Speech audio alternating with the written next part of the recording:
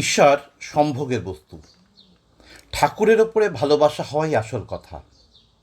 ভালোবাসা বলে কথা আছে, মন্দবাসা বলে কোনো কথা আছে কি? কিন্তু ভালো লাগার সঙ্গে মন্দ লাগা বলে কথা আছে।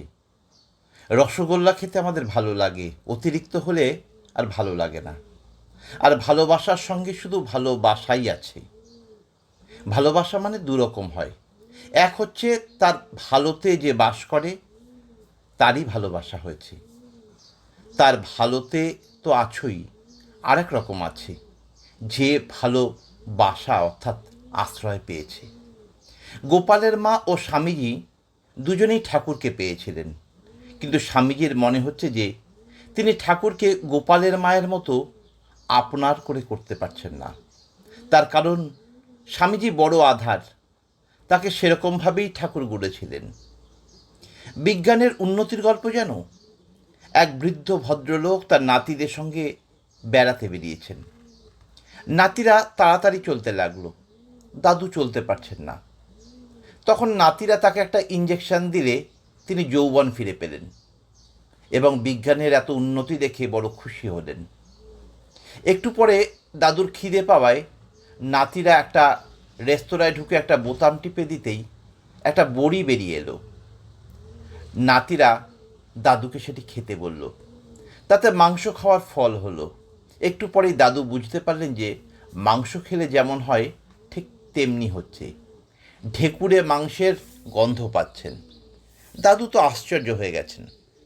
তারপর নাতিরা অন্য একটি বোতাম টিপে দিতেই আরেকটি বড়ি বেরিয়ে এলো। নাতিরা সেই বড়িটা দাদুকে খেতে দিল। সেটি খেয়ে দাদুর মদ খাওয়ার মতো নেশা হলো।